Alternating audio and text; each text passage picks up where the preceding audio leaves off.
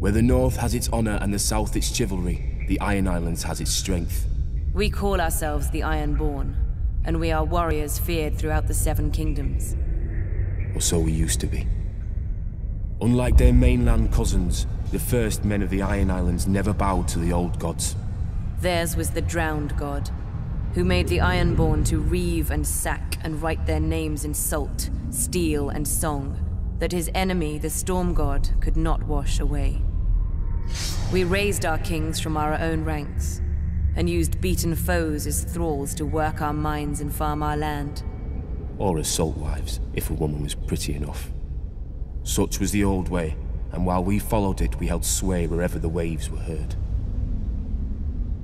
When Aegon came demanding fealty, King Harren the Black ruled as far east as the Trident.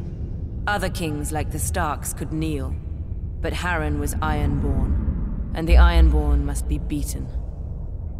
In Harrenhal, he had the mightiest castle in Westeros, and the army to defend it. But Aegon did not intend a siege. He mounted his dragon and roasted Harren and all his sons in their tower, and the Old Way with them.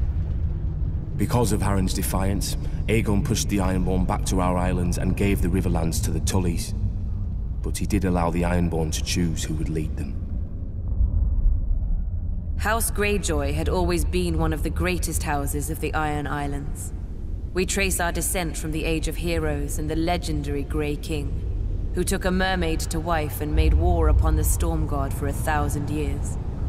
Blessed by the Drowned God, the Grey King fought and slew Naga, the great sea dragon, and took her fire for his own. This history made our ancestor Vicon Greyjoy the natural choice to lead the Ironborn after Aegon's conquest. For 300 years, House Greyjoy ruled the Ironborn. We styled ourselves Lord of the Iron Islands, King of Salton Rock, Son of the Sea Wind, Lord Reaper of Pike. In truth, we were thralls. Our people still chanted, "What is dead may never die." But the Old Way had died. Until the Targaryens followed their dragons into the grave, and our Lord Father, Balon Greyjoy, rose against the new king, Robert Baratheon.